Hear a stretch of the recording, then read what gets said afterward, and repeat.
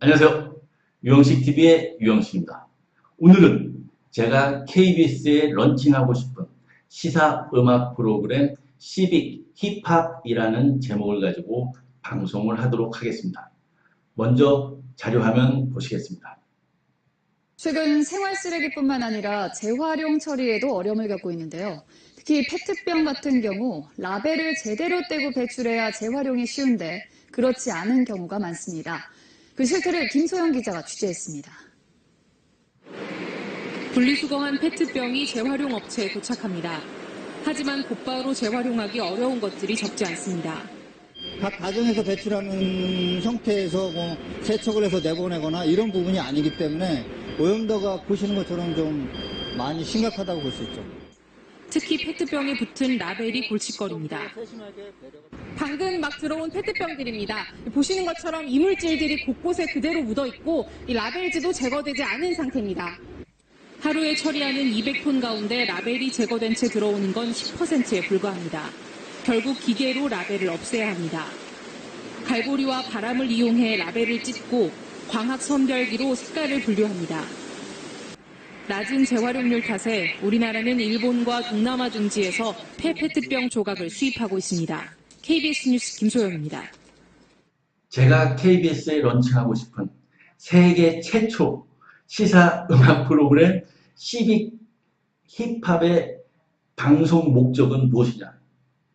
여러분께서 방금 보신 그 재활용률이 절반밖에 되어지지 않는 우리가 함부로 버리고 있는 페트병, 쓰레기 이러한 문제뿐만 아니라 대한민국이 안고 있는 사회적 부조리와 사회적 문제들에 대해서 인식하고 공유를 하자는 것입니다. 그리고 사회적 약자, 소외되어지고 있는 계층들, 세대들에 대해서 그분들이 하고 싶은 이야기를 들어주고 그 내용에 대해서 공감을 함으로써 우리가 그 해결 방안을, 대안을 찾자는 것이 방송 목적입니다.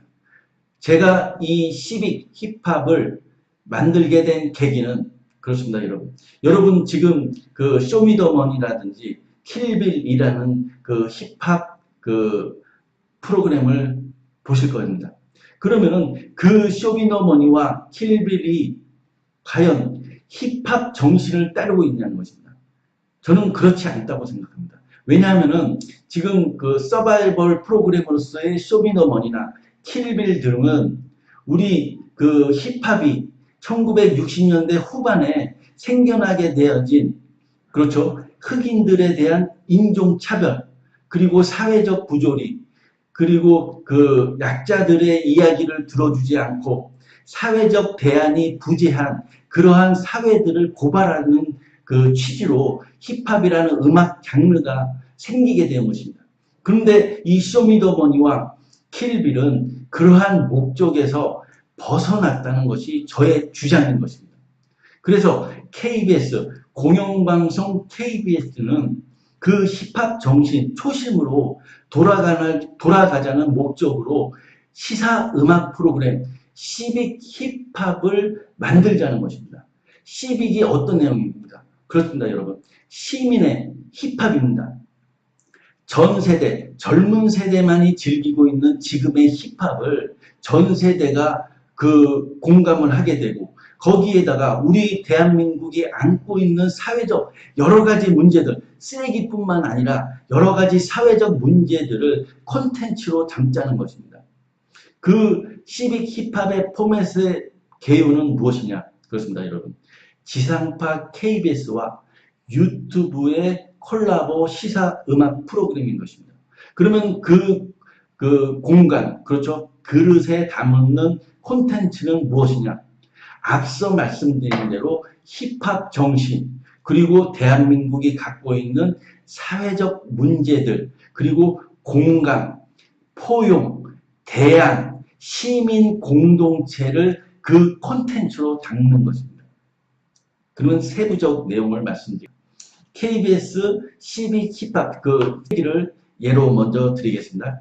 KBS 시빅 힙합 홈페이지에 쓰레기라는 대명제와 그리고 소명제들이 있겠죠. 뭐 지금 말씀드린 페트병이라든지 플라스틱 그 빨대, 비닐봉지, 그리고 뭐 생활 쓰레기, 한강공원, 우리 뭐 많은 건축물 생활 쓰레기들 있지 않습니까? 그러한 소주제어들이 제시가 되는 것입니다. 그러면은 그 누구나 아무나 그리고 힙합을 좋아하시는 분들이 그 주제어를 가지고 힙합을 만드시는 겁니다.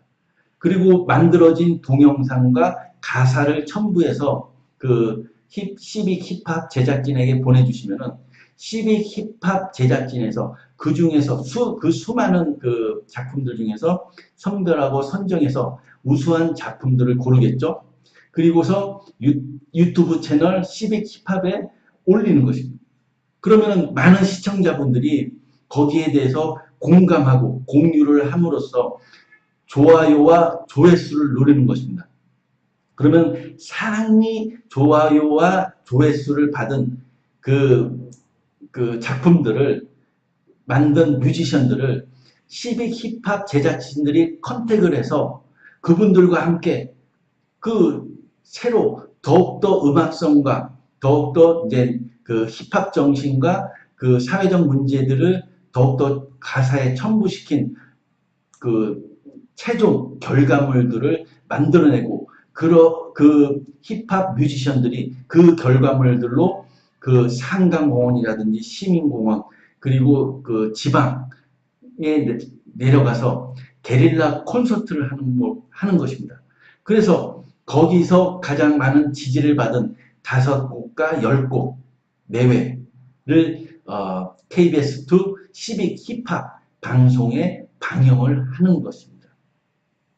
그렇게 함으로써 우리 힙합이 전 세대를 아우를 수 있는 그리고 대한민국이 안고 있는 여러 가지 사회적 문제를 공유할 수 있는 도구로서 사용되어지는 것입니다.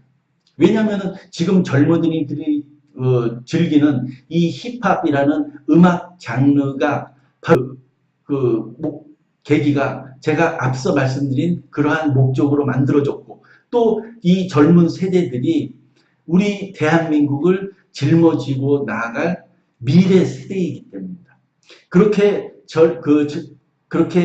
힙합이 기성세대와 같이 공유되고 공감됨으로써 우리가 좀 더 나은 시민 공동체를 만들 수 있다는 것이 시빅 힙합의 방송 목적인 것입니다. 오늘 방송 이것으로 마치겠습니다. 감사합니다.